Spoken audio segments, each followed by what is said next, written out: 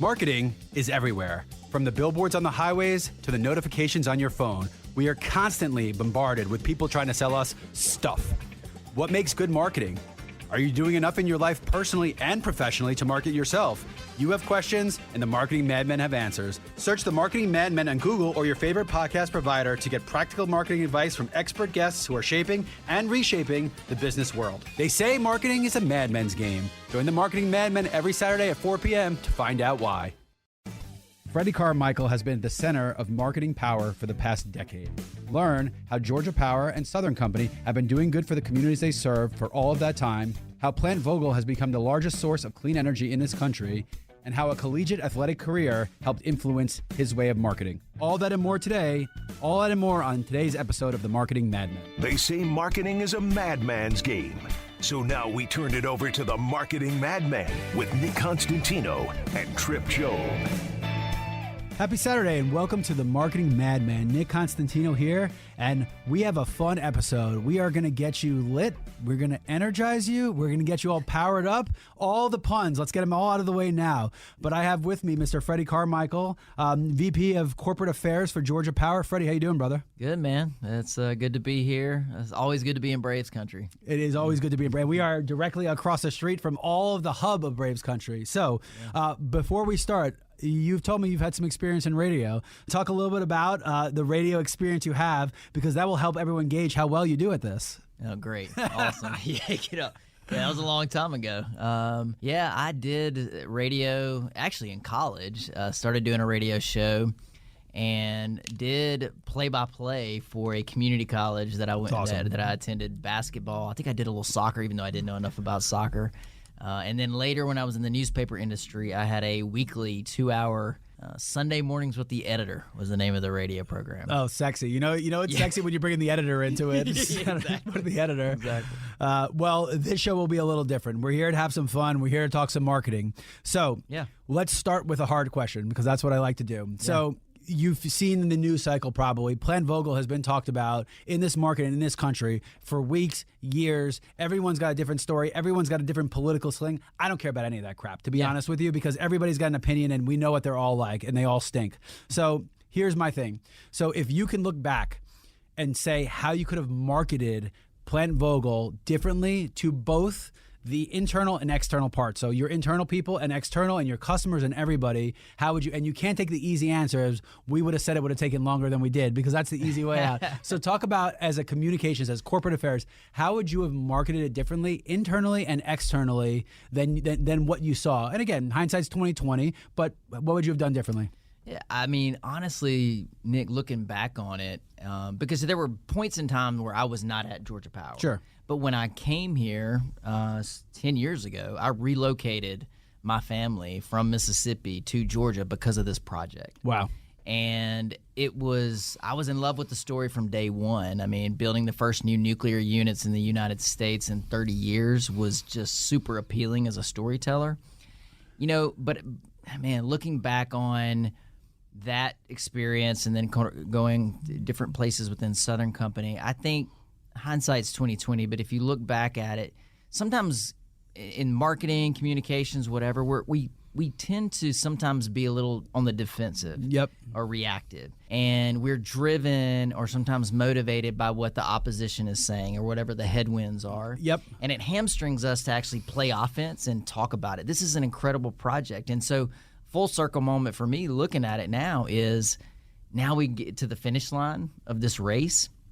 Everybody wants to celebrate it, right? So your regret is looking back of, did I do good enough job telling the story on the front end, why we were doing this, what it means to Georgia, and did we take all those opportunities of telling that positive story all along the way? And I think, again, there's some great people that were involved in marketing all the way around with Plant Vogtle from the beginning to the end.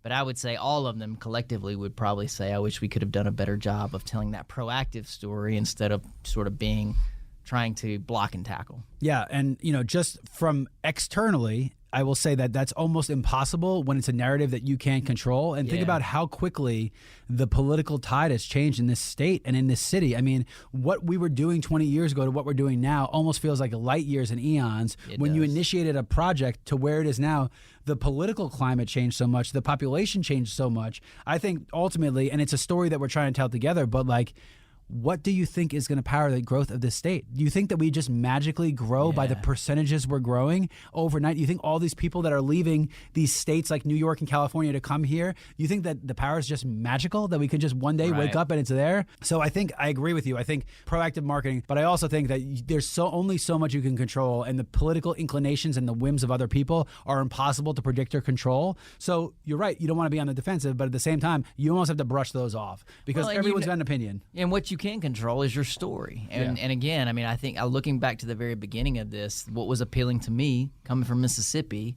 is the American ingenuity involved in this. And again, building what eventually is now the largest generator of clean energy in the U.S. I mean, again, you look back on it, one of the things you can't control is that story, the why behind the fact that we are looking to provide clean, safe, reliable, and affordable energy to Georgians for decades. You know, not just, my kids are here now and they've been in Georgia for over 10 years. Yeah. And I want something that is going to be reliable for them. Love it. And I think what I think, and I texted you last night, I think one of the best things is going to be the validation when you see how many plants of this and these kind of things are taken up in the next couple of years across the country, and to know that you took it on the chin for all of these people and for all of the people that are like, all right, so let's look at sheer facts. Okay. The net good outweighs the net bad. Let's move forward. And they're going to do that because you guys had the nerve and the gumption to take it on first. So I applaud you for that. It's a big thing. Let's segue into just the general space. So let's call it what it is. You are a commodity. You are providing something that most people need. That's a hard thing to market. How do you differentiate yourself? How does your corporate voice sound? I mean, it's the thing. So tell us just about yourself and your theory behind this, and what Southern Company as a whole has influenced you and how you think about marketing something that people need. Like, let's be clear, you don't have to market it. Yeah. Right? Everybody needs it. You don't have to market it, but your relationship with the consumer is so important, and how you market is so much different than someone who's selling, Apple versus Android. Like, those are hyper competitive. You're in an industry where you're more about your messaging. Talk about your thought process there. Yeah, absolutely. Because I think the average person out there would look at it and say, what are you advertising for? I mean, it is a regulated utility. I think that our obligation goes beyond just delivering energy to your house. It's explaining why, and it's explaining the planning that we're doing for the next 60 to 80 years for something like a Plant Vogtle. But it's also making sure people understand how to use their energy properly, making sure all the energy efficiency tips. Like, we're not selling a product, but we are making sure that our customers are using it in a way that is best for them. Is it off? Do you think it's off-putting for a consumer, for someone who's selling them something, saying, "Hey, we want you to buy less of this"? Because I think the thought process behind marketing is always buy more stuff you don't need. That's why the why I think is so important. Like, I think when people understand our role in the community, and I mean, look, when you go back to the history of Southern Company, Atlanta doesn't become what Atlanta is without Georgia Power. Birmingham doesn't become what it is without Alabama Power. And I think that there was so much.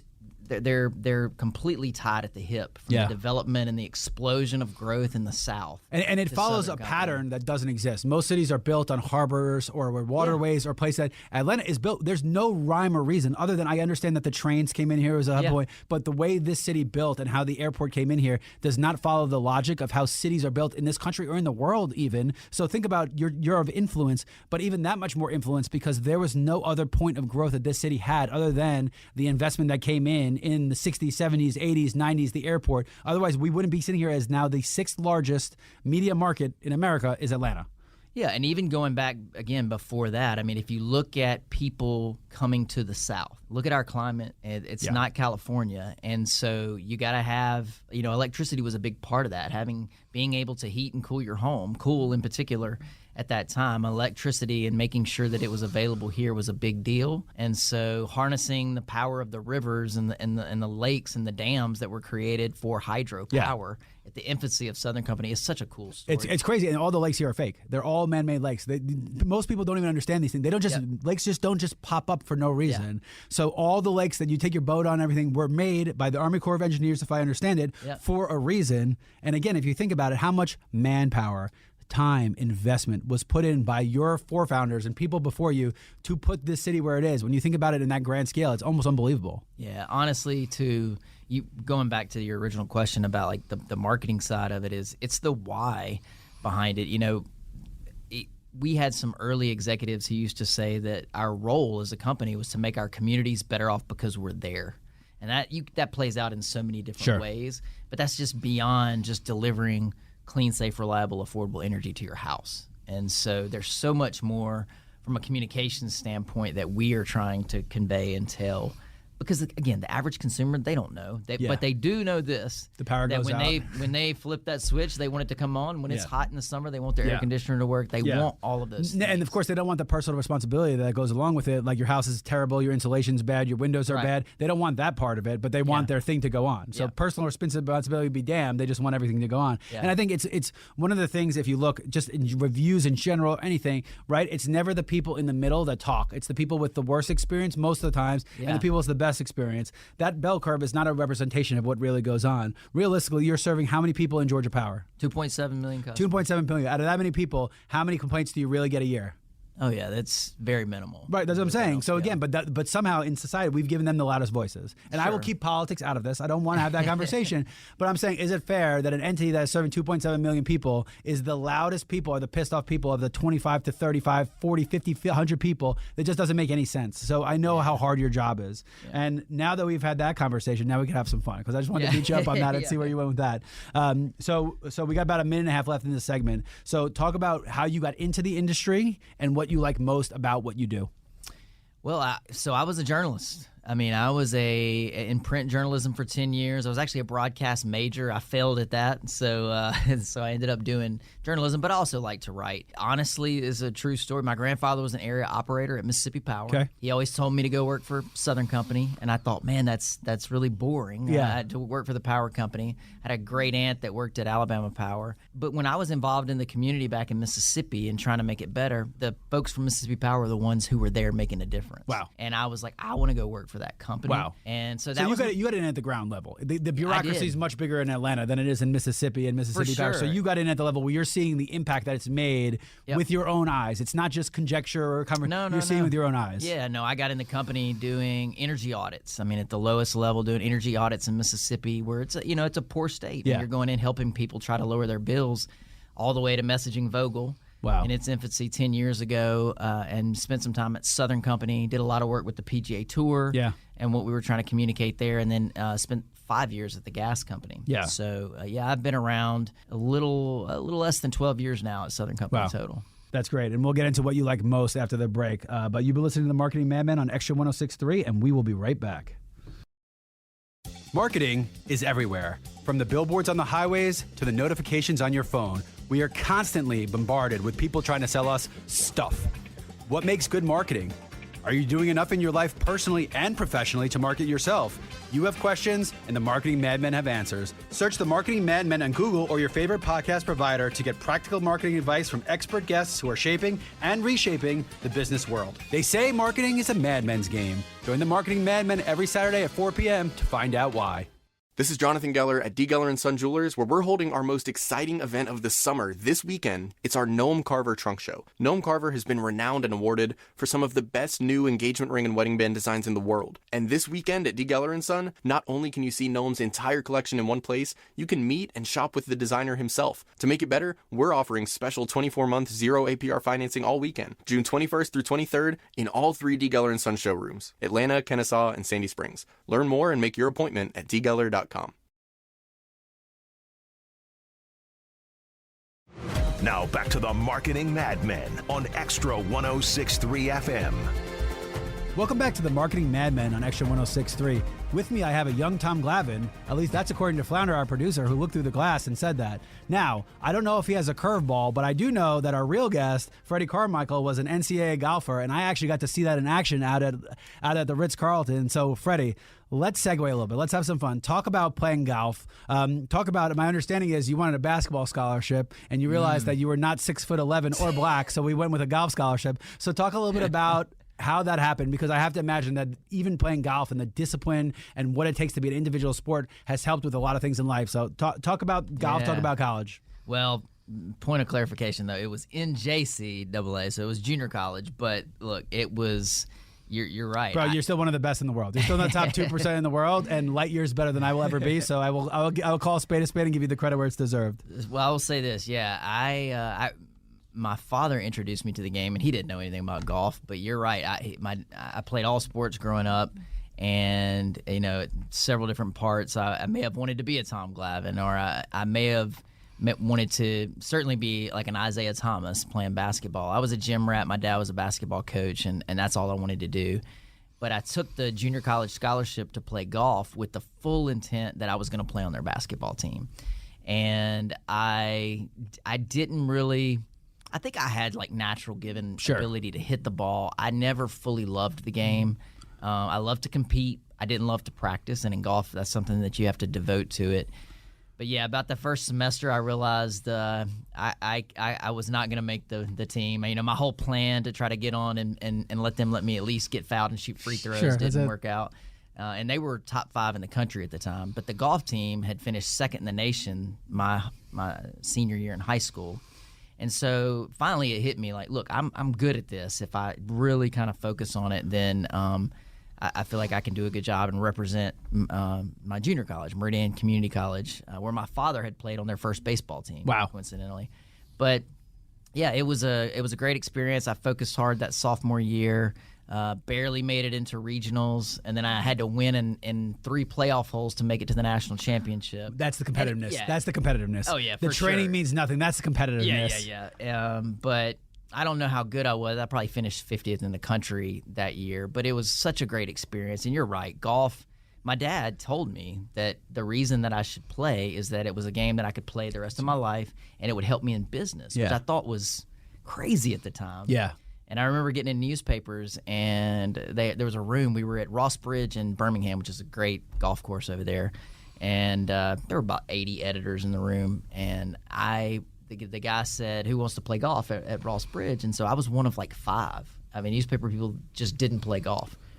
So I get out there, and I had not played in probably 2 or 3 years. But the muscle memory's there. Broke 80. I think I broke 80. The guy thought I was a pro. And again, from that point forward, doors were just opening. They remembered me, and I remember calling my dad and saying, you were right. Like, this game has so much power.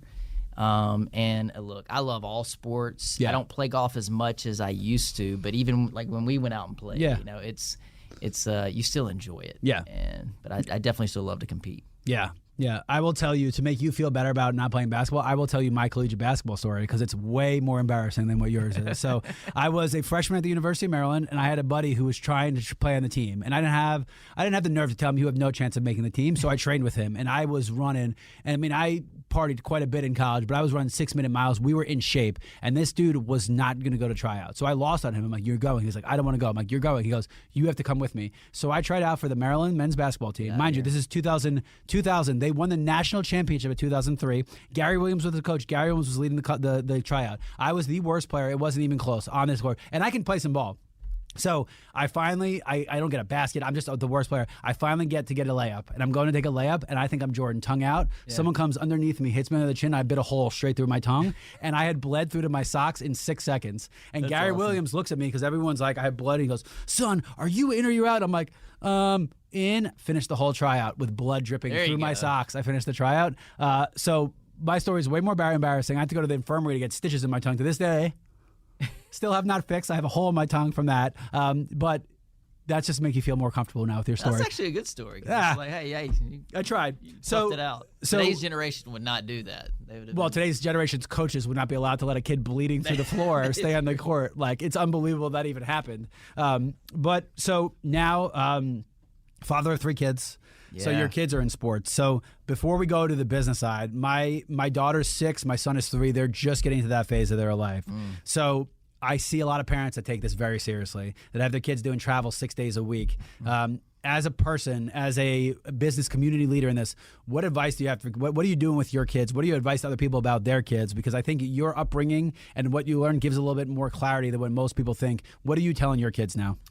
Yeah, I mean, I think the biggest thing is, and I think Chipper Jones made a comment about this fairly recently that made me, I actually shared it with a lot of folks, is you play the sport that you want to play in that season. Like, have fun with it. I think the specialization in sports is taking over, and it's really the adults, not the kids. The kids don't want to specialize. And look, on a you specialize level, in junior year of high school. If you really want to specialize, it's junior year of high school when you really know you can be something. Otherwise, but they're gonna get to your kids 6, 7 years old and start to, which again, it's ridiculous to even have those conversations before you hit puberty. I mean, there's so much development that happens even there.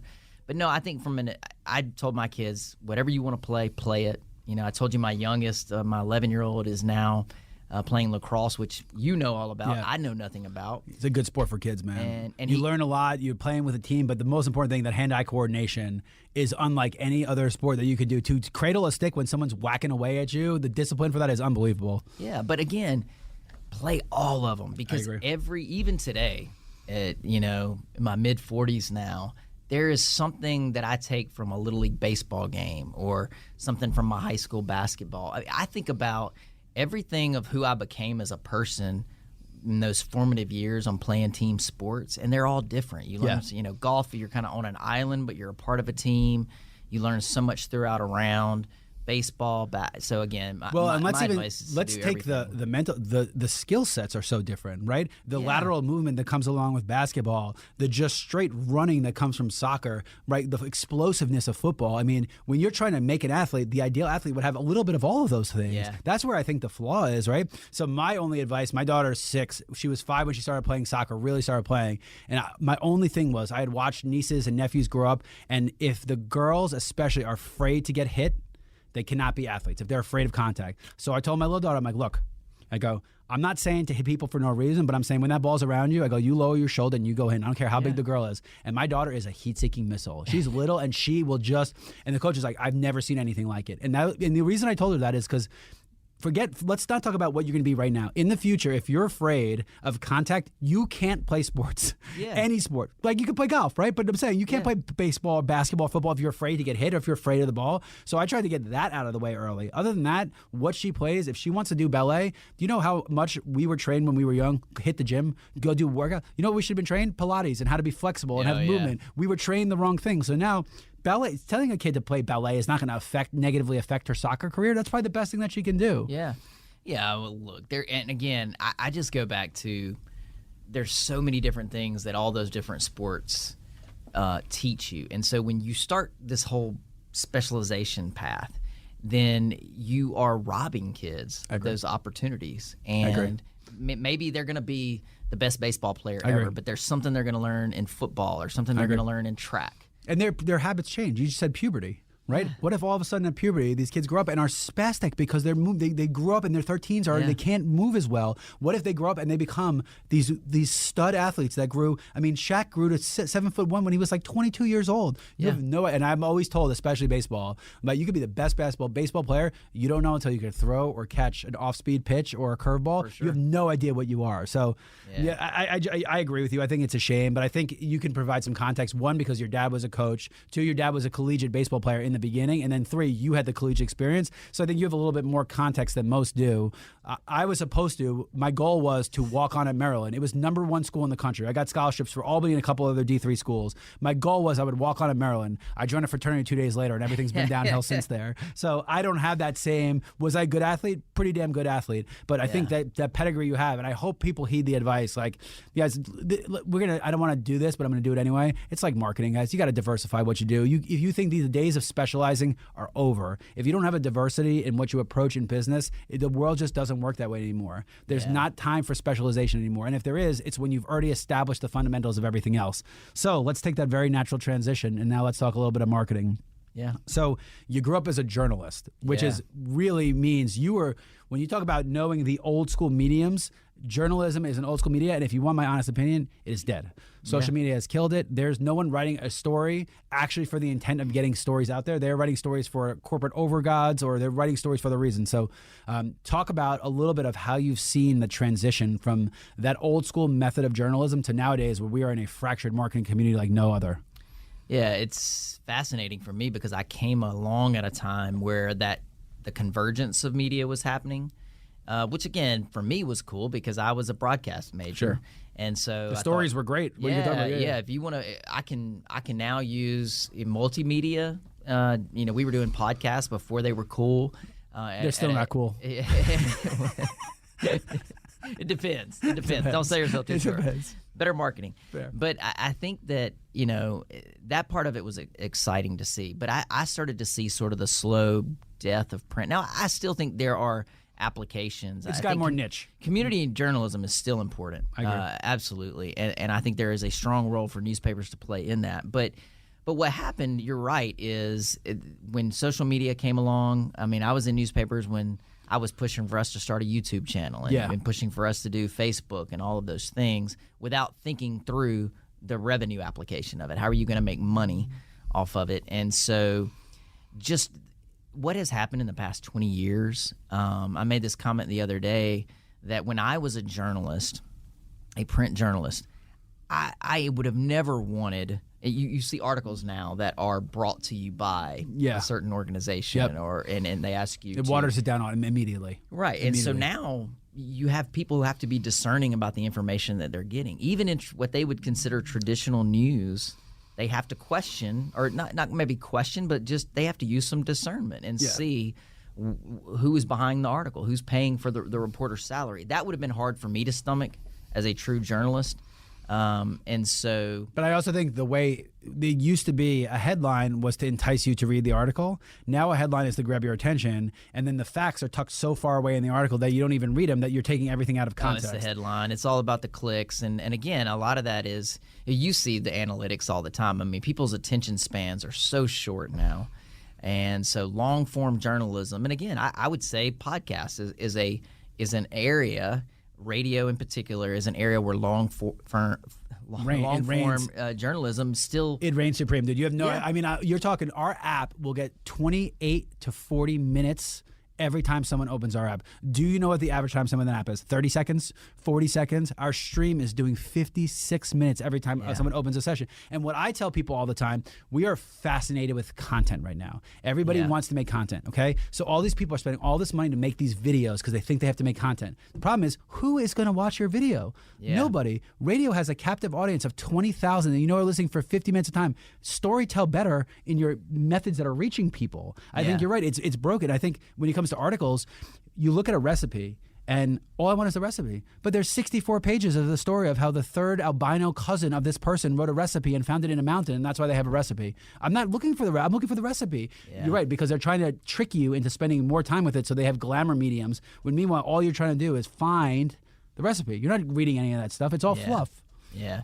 And again, it has just changed so dramatically. And I even look back in the early 2000s when I was in newspapers. And again, I love newspapers, and I still love the idea of the fourth estate and, for accountability standpoint. I just think that the erosion started to happen when the business side couldn't figure out how to monetize it. And so then what ends up happening slowly over time, those lines start to get blurred. So it's no longer, it used to be, was it an opinion piece versus a news piece?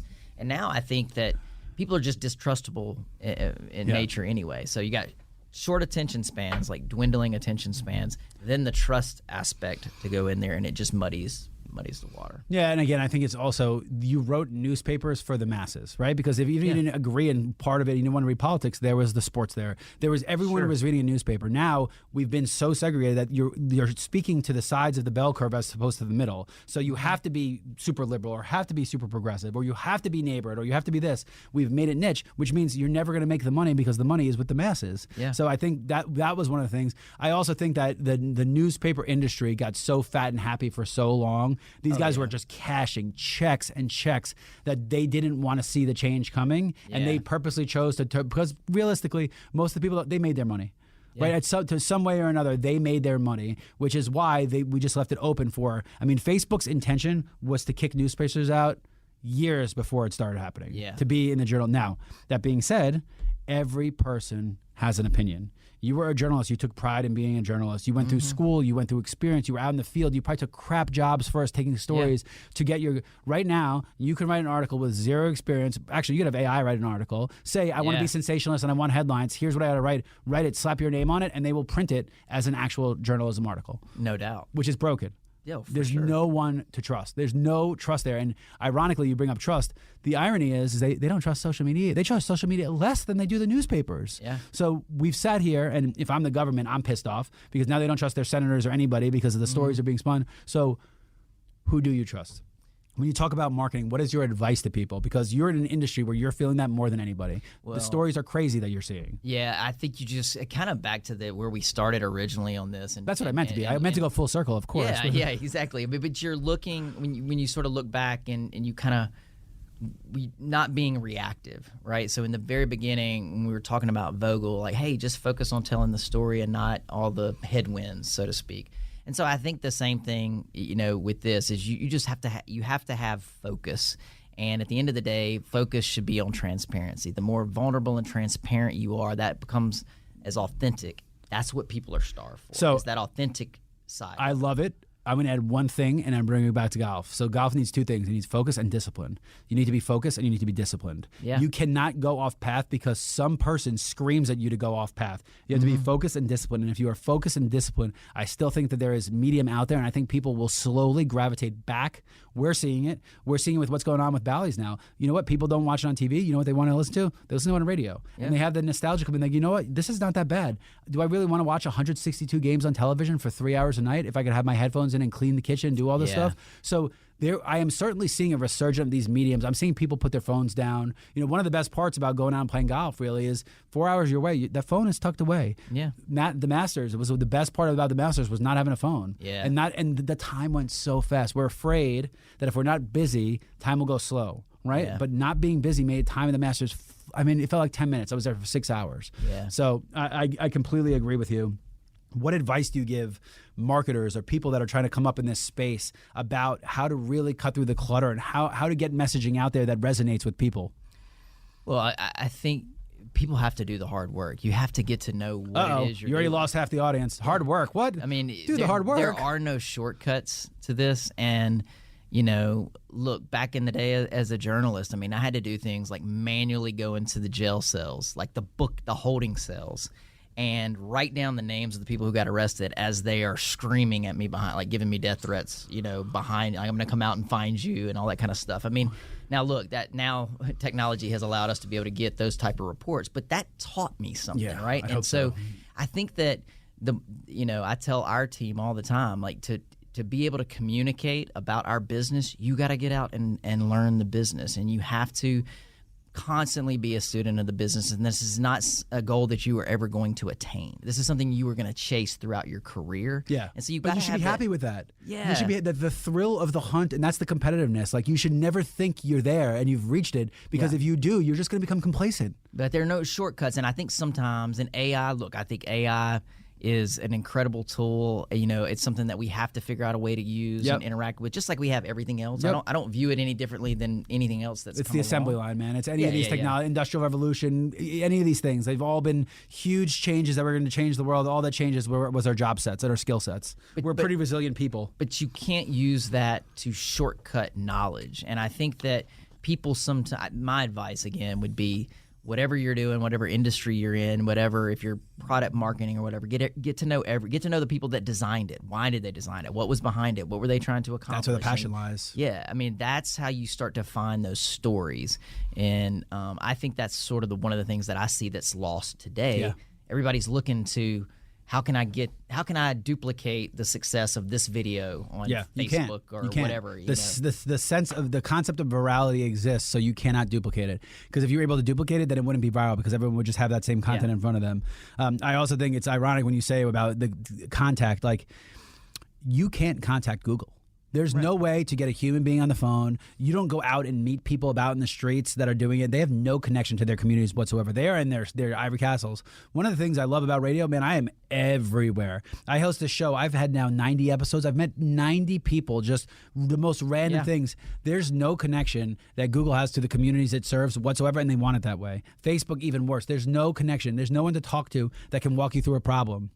There are plenty of people that'll take your orders and get you to spend more money, but there's nobody. Do you know how many calls a week we get from people calling sales and asking about the radio station, and they want to advertise, and the poor people, they have $500, and you have to explain to them, guys, save it, please. It's not the right medium, but they're interested. They want to talk to you. Yeah. Those things don't exist. Even the old newspapers, the editors, they would be on the phone. The journalists, they would be there. They would be in the public's eye talking to them in jail cells.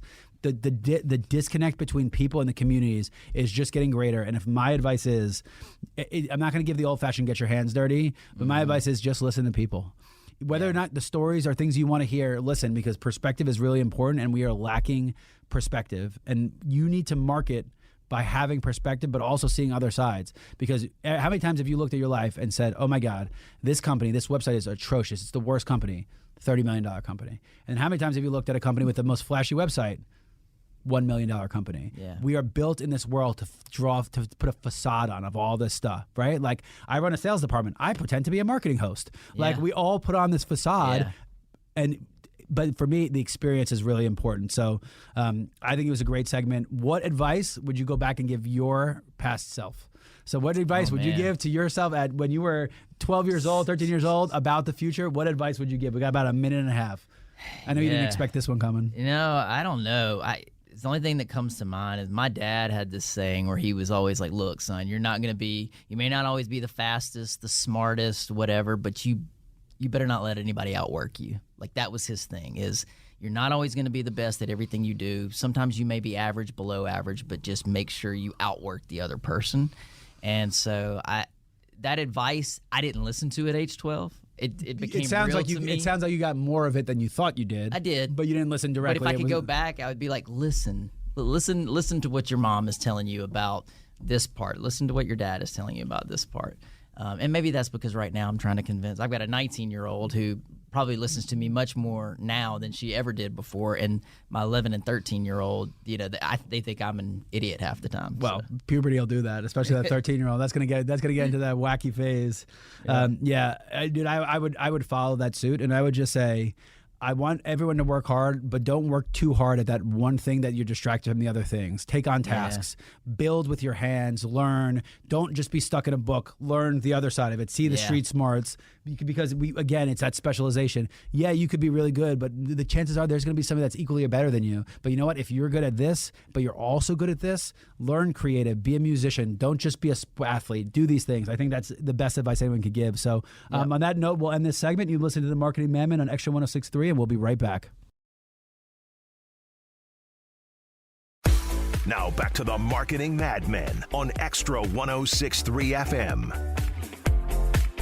Welcome back to the Marketing Madmen on Extra 106.3.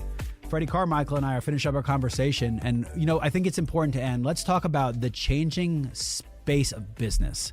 So one of the things, you're a gigantic industry. Like, bring Southern Company into this, publicly traded, regulation in every direction, bureaucracy, oversight, all those things. But you're still at its core a people company, and you have a lot of people that work for you. And your actual job is corporate affairs, which means all of those people, you're messaging to them. And I think one of the things that's lost, we tend to think of marketing as your external messaging. I think people are starting to get smarter when you see all these B2B companies that they do internal marketing, and that they're trying to get a voice for that.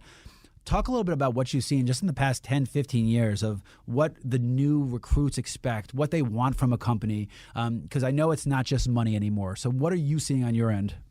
Yeah, I mean, again, it's changed dramatically, and this is an issue that we deal with all the time, because you're right, it's not what it used to be. I mean, the Southern Company is a stable company. When I was looking, I was like, this is a place that I want to retire with. Sure. Like, I remember leaving the newspaper industry, working in economic development, thinking this is where I want to retire, and that is just not what we see anymore. And I think that There are. So you're telling me I'm in the wrong industry? Yeah, I mean, you think about it though. I mean, people. I'm not disagreeing. I'm just asking for clarity. Yeah, I mean, they can't see past 6 months, Yeah, and so I think it has made it difficult. I don't want to just be all like get off my lawn guy though. I think that there is a level of creativity and a level of innovative thinking that is there. We just have to figure out a way to tap it. I agree. They're thinking about solving problems much differently.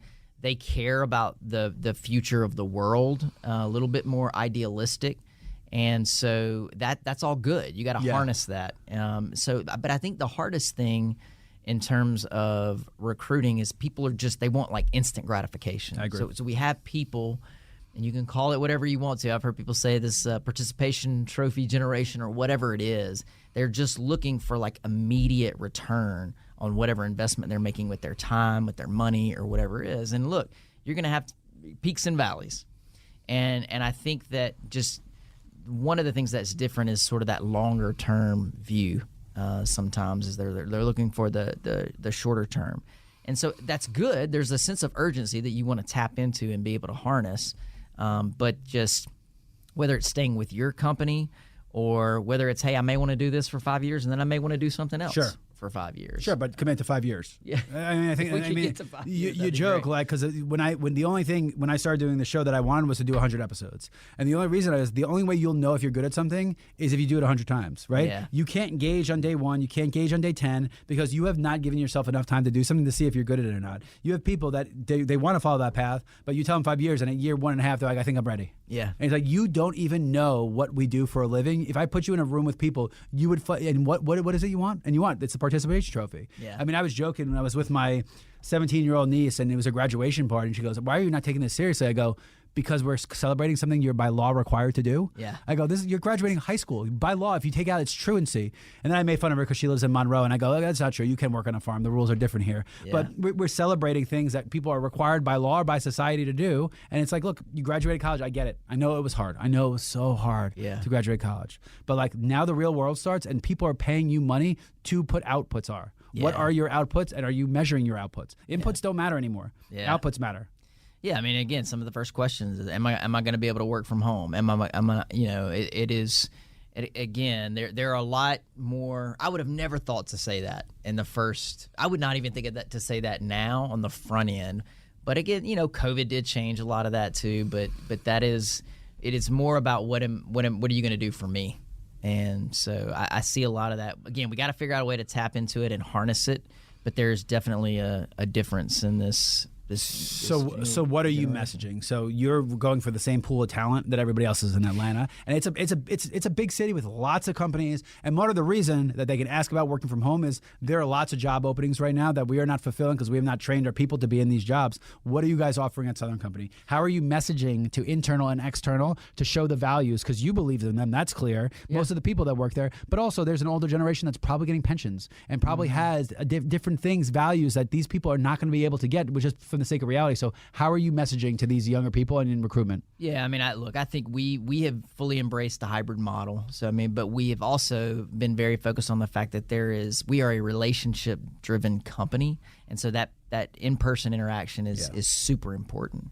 And so, like, that's what we've done from that standpoint. I would say, look, at the end of the day, the one common thread is that people – what this goes throughout generations, they want to be somewhere where they feel like they're going to make a difference in the world every single day. So if we can tie sort of their personal purpose to the company's purpose, that helps us a lot. And that's what drew me into Southern Company. I mean, I didn't know what it was when I first saw it, but that was the difference in the people that I saw at Mississippi Power that drew me in. And I found a company that truly wanted to make the communities better off because they were there. And so I think the more that we can get this newer generation that's in the workforce right now connected and connecting their personal values, individual purpose and connecting those to the companies and sort of seeing that, I think we've got a better shot at it. Yeah, I mean, again, like you said, you don't have to market, but you're sponsoring golf tours and all these programs and the teams, and I'm sure a lot of times you're doing that because there are probably those kids that are 21 years old and be like, hey, I got to go to a game. They sponsor the Falcons, my home team. This is something that I take personally.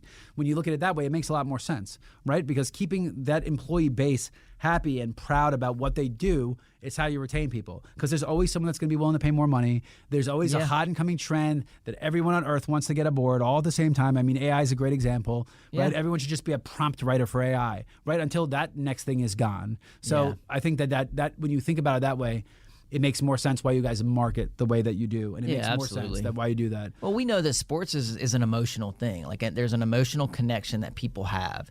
There are no more passionate people than sports fans, whether it's Braves country or, any other, the Atlanta, it could be their travel ball team that's going to Lake Point this weekend. Yep. They are very passionate. I mean, my niece's parents, the girl, she didn't even make varsity basketball pious, and they still watch the games on television. Like, that's nuts, dude. You're watching girls high school basketball, and your daughter didn't even play for that team. That is nuts. That is passion. You cannot even, you can't, I mean, it's unbelievable. And it's different in Georgia. I will tell you, I love Mississippi. I was very passionate about my home state. I love it. One of the biggest things I noticed here is like with sports, I told my son, he's middle school, 7th grade quarterback and is in the battle right now to keep his starting job heading into the 8th grade year. But I told him last year, I said, look, you just played in front of a larger crowd than I ever played at in high school. And this is middle school. He's in the 7th grade. The passion for sports and definitely in the metro Atlanta area, but across the state is unlike anything I've ever seen. Oh my God, New York was a joke, man. I mean, I'm not gonna lie. I mean, like our lacrosse team, we had one playoff game at Hofstra, and I think I was in front of 4,000 people, and like I go up, we did a broadcast at Buford. They were selling tickets on the aftermarket. They had a secondary market for high school tickets to a Buford high school football game. I mean, have you ever heard of anything crazier than that? I just, it's unfathomable. But I think the other thing about sports is, look, the more you get into the business, the dirtier you find the business to be, right? Yeah. When you start talking about NIL and how the money really goes and sponsorship of high school sports and the athletes. But let me be clear, there's no greater net positive in the world than sports. The things that you instill in these kids, you take an athlete and a non-athlete and put them in the same set of skills, the athlete will almost always win because they've seen failure, they've seen success, they've seen competitiveness and heartbreak, and it is really hard to fake those things. Video games, I had great reflexes because I played video games. It was not teaching me any of that stuff. Nothing at all. Zero of those things. And I also think it is one of the only unifiers left in the world. We are built in a world that's not built to divide. Sports brings people together. Yeah, from Chris Womack, who I've had watched the game with, to the lowest level entry level intern. You think they're gonna have a political talk or a money talk, or what are they gonna talk about? Sports. Yeah. And that you're at the Braves games together, or you're at the PGA, or any of these things. I think the grand unification of it, plus the fact that you're training kids essential skills, makes sports the net positive. Oh yeah, and look, at all levels. I mean, there's one of the reasons that Southern Company has this connection to sports, and it's not something that just started recently. I mean, they were a big player in getting the Olympics to Atlanta, and I think that one of the things too, sports teaches you. If I look at how I view inclusion as an example, like how I learned to interact with people who were different than me, is because I was around people who were different from me in a sports setting where we all had the same goal. Now, we were all coming from different backgrounds, but again, the goal was the same. The goal is the same, and I think there is that's one thing that sports has, where it tends to unify people who come from all different backgrounds. And those, you would never know more than watching those teammates. If those teammates were not teammates and they were just in a high school together, they would never interact. And who knows what the interaction would be. But the way they're a team, the way they bond together, and then you know what the best part is? The one that doesn't, that's who they kick off the team. Yeah. They kick the one that doesn't. I don't care how good that person is. These days, it's about team. They're off the team. Well, Freddie, this has been freaking awesome, man. I appreciate your time. We covered a lot, but hopefully we helped open some eyes and let people know what's going down out there in the world. You've been listening to the Marketing Madmen on Extra 106.3, and we will catch you next week. Marketing is everywhere. From the billboards on the highways to the notifications on your phone, we are constantly bombarded with people trying to sell us stuff. What makes good marketing? Are you doing enough in your life personally and professionally to market yourself? You have questions, and the Marketing Madmen have answers. Search the Marketing Madmen on Google or your favorite podcast provider to get practical marketing advice from expert guests who are shaping and reshaping the business world. They say marketing is a madman's game. Join the Marketing Madmen every Saturday at 4 p.m. to find out why. This is Jonathan Geller at D. Geller & Son Jewelers, where we're holding our most exciting event of the summer this weekend. It's our Gnome Carver Trunk Show. Gnome Carver has been renowned and awarded for some of the best new engagement ring and wedding band designs in the world. And this weekend at D. Geller & Son, not only can you see Gnome's entire collection in one place, you can meet and shop with the designer himself. To make it better, we're offering special 24-month 0 APR financing all weekend, June 21st through 23rd, in all 3 D. Geller & Son showrooms, Atlanta, Kennesaw, and Sandy Springs. Learn more and make your appointment at dgeller.com. Tonight in Arkansas, there's a mother tucking in her daughter and turning off the light. A business owner is burning the midnight oil. An at-home dinner date is plating up possibility. And it's all happening under one roof. How? The power of a conversation, like the one John from Integrity Solutions had with First Horizon Bank about his vision for a sustainable mixed-use building. Now it's not just words, it's life. First Horizon Bank. Let's find a way. Go to firsthorizon.com/John. First Horizon Bank, member FDIC.